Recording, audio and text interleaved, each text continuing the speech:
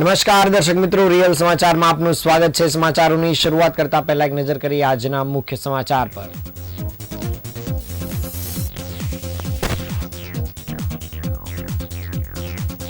સુરત શહેરમાં તાવમાં સપડાયા બાદ 5 વર્ષીય બાળકીનું મોત, રાજસ્થાનના પરિવારમાં શોકનો માહોલ। જહાંગીરપુરાથી ડભોલી જતો બ્રિજ 30 એપ્રિલ સુધી રિપેરિંગ માટે બંધ કરાયો। કતારગામમાં હત્યા કેસમાં 14 વર્ષથી ફરાર આરોપીની અંતે ધરપકડ। સુરતમાંથી પકડાયેલા 70 ગ્રામ એમડી ડ્રગ્સના ચકચારી કેસમાં 8 મહિનાથી વોન્ટેડ ચિરાગ ગોતી ઝડપાયો। મૈદરપુરામાં યુવતી સાથે દુષ્કર્મ આચરનાર ગણતરીના કલાકમાં પકડી પાડવામાં આવ્યો। રાંદેરની જિલ્લા પંચાયત સોસાયટીમાંથી તસ્કર હાથફેરો કરી ફરાર થયો।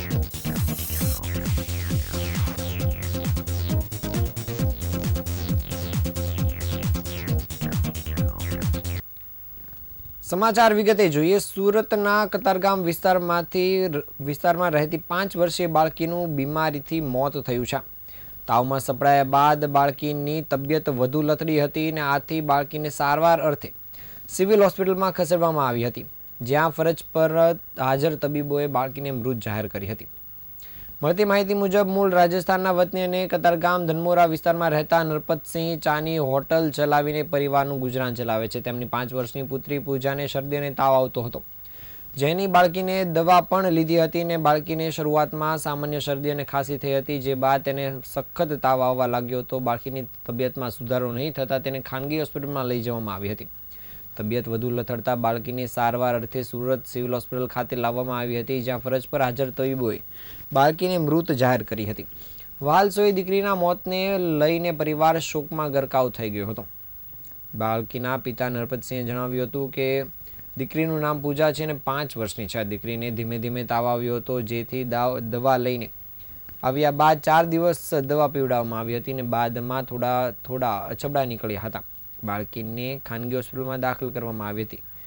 દીકરીને 6 તારીખે એડમિટ કરાઈ હતી। ત્યાં 3 દિવસ એડમિટ થયા બાદ ડૉક્ટરે કહ્યું હતું તે સિરિયસ છે અને ગત રોજ રાત્રે 9 વાગ્યે સિવિલ હોસ્પિટલમાં લઈ જવામાં આવી હતી। ત્યાંના તબીબોએ તેને મૃત જાહેર કરી હતી।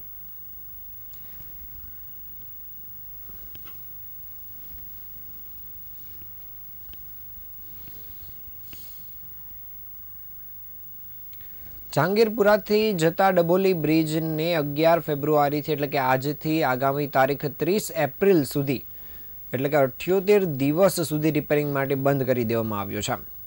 જહાંગીરપુરાથી ડભોલી તરફના એક ટ્રેક તમામ પ્રકારના વાહન વ્યવહાર માટે બંધ રહેશે, જેથી વાહન ચાલકોને ડભોલી તરફ જવા માટે કોઝવે થઈ 2 કિલોમીટરનો ચકરાવો લેવો પડશે। બ્રિજ સેલને પોલીસે એનઓસી આપતા પ્રથમ તબક્કામાં એક ટ્રેક પર રિપેરિંગ શરૂ કરાશે, ત્યારબાદ બીજા તબક્કાની એટલે કે ડભોલીથી જહાંગીરપુરા તરફના ટ્રેકની કામગીરી શરૂ કરાશે, જેથી ત્યારે બીજા 2 મહિના માટે બ્રિજના બીજા ટ્રેકને બંધ કરવામાં આવશે। ડભોલી તરફ જવા માટે ડાયવર્ઝન આપવામાં આવ્યું છે, જેમાં રાંદેર અને અડાજણથી રામનગરથી, જ્યારે કોઝવે થઈ બોર્ડ ચેકથી ડાબી તરફ વાયા ડીમાર્ટ કોઝવે લિંક રોડથી ડભોલી જઈ શકાશે। આ બ્રિજનું રિપેરિંગ કામ 47 લાખના ખર્ચે થવાનું છે। આ પ્રથમ તબક્કો હાલ માત્ર એક જ ટ્રેક એટલે કે 78 દિવસ સુધી રિપેરિંગ કામ હેઠળ બંધ રહેશે, જ્યારે બીજા તબક્કામાં આ કામગીરી પૂર્ણ થયા બાદ ડભોલીથી જહાંગીરપુરા તરફના ટ્રેકિંગનું રિપેરિંગ કામ શરૂ થશે, તેની બાદમાં જાહેરાત કરવામાં આવશે। શહેરમાં 18 બ્રિજનું રિપેરિંગ ચાલી રહ્યું છે। સીમાડા વાલમનગર પાસેનો જૂનો ખાડી બ્રિજ નવો બનાવવો તથા બાજુના જૂના બ્રિજને પહોળો કરવાની કામગીરી ચાલી રહી છે। નહેરુ બ્રિજ અને વનિતા વિશ્રામ પાસેના ફ્લાયઓવરનું ડિટેલ ઇન્વેસ્ટિગેશન કરવા કન્સલ્ટન્સી નીમવામાં આવી રહી છે।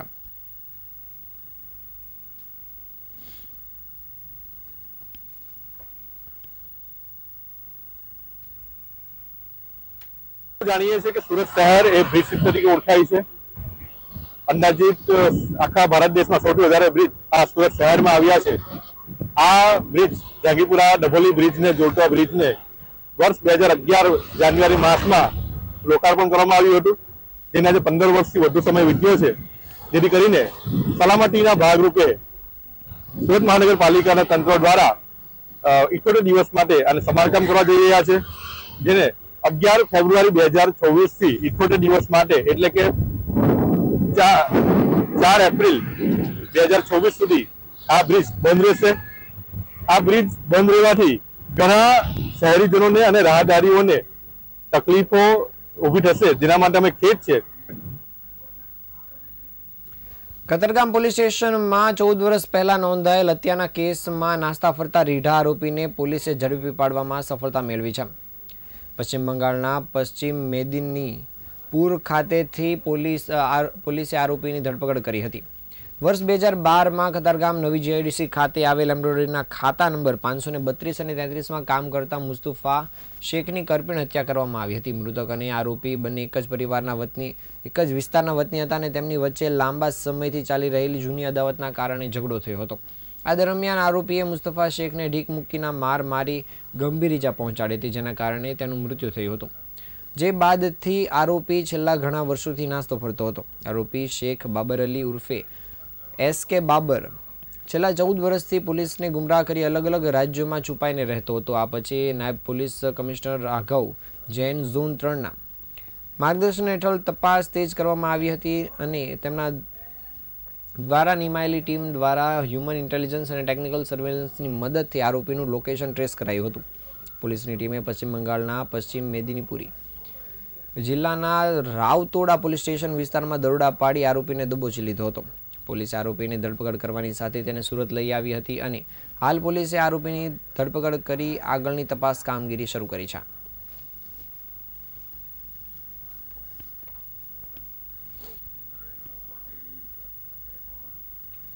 ગુરુકુલ પાસેથી પકડાયેલા 70 ગ્રામ એમડી ડ્રગ્સના ચકચારી કેસમાં આખરે ગાડીમાં ડ્રગ્સ મૂકનાર માસ્ટરમાઇન્ડ ચિરાગ ગોટીને કોર્ટમાં સરેન્ડર કર્યું છે. ચિરાગના ભાઈએ સુપ્રીમમાં કરેલી જામીન અરજી સમયે થયેલી દલીલો બાદ સુપ્રીમ કોર્ટની ટકોરના આધારે ચિરાગને 15 દિવસનો સમય અપાયો હતો. આ કેસની વિગત મુજબ અંદાજિત 10 મહિના પહેલા વેડ રોડ ગુરુકુલ પાસે બ્રિજના નાકેથી કતારગામ હાથી મંદિર પાસે રહેતા અલ્પેશ મિયાણીને સિંગણપુર પોલીસે 7 લાખના એમડી ડ્રગ્સ સાથે પકડી પાડ્યો હતો. પોલીસ તપાસમાં અલ્પેશને ફસાવવામાં આવ્યો હોવાની સાથે આ સમગ્ર ડ્રગ્સનું પ્લાન તેના જ ભાગીદાર ચિરાગ ગોટી અને તેના ભાઈ નિરાંત અને પિતા ઘનશ્યામ ગોટીએ કર્યું હોવાના પુરાવા પણ પોલીસને મળ્યા હતા. આ સાથે જ ચિરાગ ગોટી ફરાર થઈ ગયો હતો. પોલીસે બંનેની સામે ચાર્જશીટ રજૂ કરી હતી, જેમાં ચિરાગ ગોટી અને ડ્રગ્સ વેચનાર મોહમ્મદ સફવાન મોહમ્મદ ઇશાક મેવાવાલાને વોન્ટેડ જાહેર કર્યો હતો. દરમિયાન નિરાંતે સુરતની સેશન કોર્ટમાં જામીન માંગ્યા હતા, જે નામંજૂર કરી દેવાતા નિરાંતે હાઈકોર્ટમાં જામીન માંગ્યા હતા, પરંતુ ત્યાંથી પણ જામીન રદ કરી દેવાતા અંતે સુપ્રીમ કોર્ટમાં જામીન મંગાયા હતા. સુપ્રીમ કોર્ટમાં જામીન અરજીની સુનાવણીમાં ચિરાગ મુખ્ય સૂત્રધાર હોવાનું તેમજ ચિરાગ 8 મહિનાથી વોન્ટેડ હોવાની પણ દલીલ કરવામાં આવી હતી અને બંને પક્ષોની દલીલ બાદ કોર્ટે નિરાંતની જામીન અરજીમાં મુદત આપી હતી, જ્યારે ચિરાગને 2 અઠવાડિયાનો સમય આપીને સરેન્ડર કરવા માટેની ટકોર કરી હતી. સુપ્રીમ કોર્ટના આદેશ બાદ ચિરાગ ગોટી એડવોકેટ કેતન રેશમવાલા મારફતે સુરતની કોર્ટમાં સરેન્ડર કર્યું હતું અને કોર્ટે તેને કબજો પોલીસને સોંપ્યો હતો અને હાલ પોલીસે તેની ધરપકડ કરી આગળની કાર્યવાહી શરૂ કરી છે.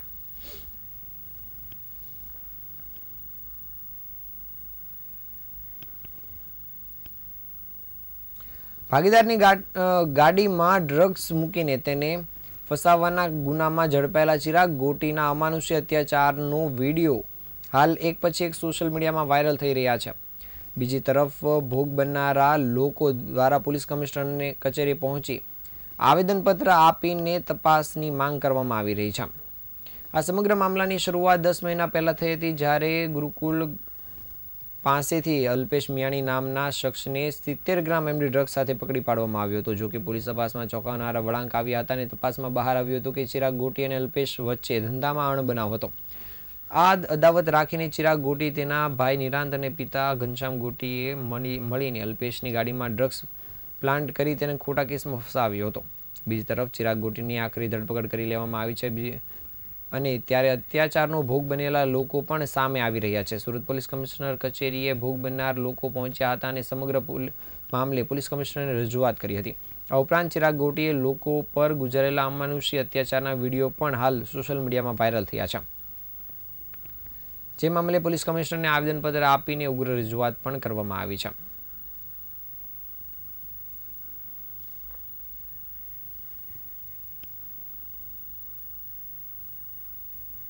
દિનેશ વ્યાસ છે. હું સુરતમાં ઘણા સમયથી વ્યવસ્થા કરું છું અને મારી ચિરાગ ગોટી, યુવરાજ જાદવ, ઘનશ્યામ મકવાણા, હિતેશ મકવાણા આ બધા ઉપર અરજી કરેલી છે મેં કમિશનરશ્રીને. મારો ન્યાય મને મળી જાય અને મારી જે કંપનીમાં જે મારા પૈસાઓ 23 કરોડ આજુબાજુની મારી રકમ છે એ મારો બધો હિસાબ મને ન્યાય મળે એવી મેં આજે અરજી કરેલી છે કમિશનરશ્રીને. મારું નામ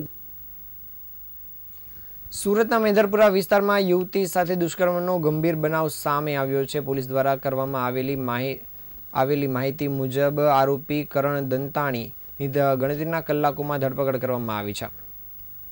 પ્રાથમિક તપાસ અનુસાર આરોપી અને ભોગ બનનાર યુવતી 3 વર્ષ પહેલા ઇન્સ્ટાગ્રામ મારફતે એકબીજાના સંપર્કમાં આવ્યા હતા અને સોશિયલ મીડિયા પર ઓળખાણ વધતા બંને વચ્ચે મિત્રતા કેળવાઈ હતી. આરોપીએ યુવતીને લગ્નની લાલચ આપી હતી અને શારીરિક સંબંધ બાંધ્યા હોવાનું પણ સામે આવ્યું છે. આરોપ છે કે સંબંધ દરમિયાન આરોપીએ યુવતીનો વિડીયો બનાવ્યો હતો અને બાદમાં કોઈ પણ કારણોસર બંને વચ્ચે મતભેદ ઊભા થતા આરોપીએ યુવતીની અશ્લીલ ક્લિપ સોશિયલ મીડિયામાં વાયરલ કરી હતી. ઘટનાની જાણ થતાં મેદરપુરા પોલીસે તાત્કાલિક કાર્યવાહી હાથ ધરી હતી અને આરોપીને ઝડપી પાડી કાયદેસરની કાર્યવાહી શરૂ કરી છે.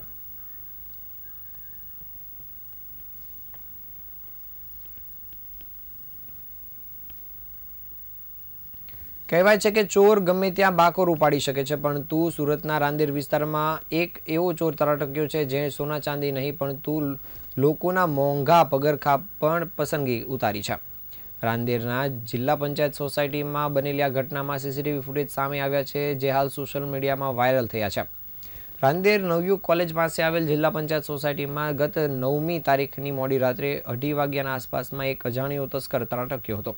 આ તસ્કર સોસાયટીની પાછળના ભાગે આવેલી વાડ કૂદીને અંદર પ્રવેશ્યો હતો અને આશ્ચર્યની વાત એ છે કે આ ચોર લૂંટના ઈરાદે નહીં પરંતુ માત્ર બૂટ ચંપલ ચોરવા માટે આવ્યો હતો.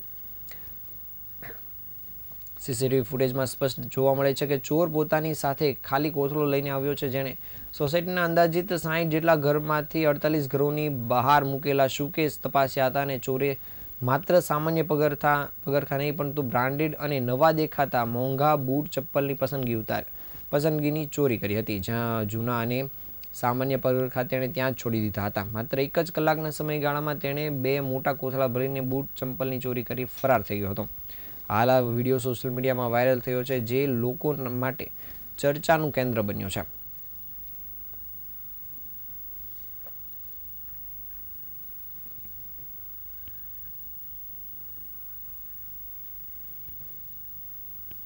આ હતા આજના સમાચાર. નવા સમાચાર સાથે ફરી મળીશું. ત્યાં સુધી રજા આપશો. નમસ્કાર.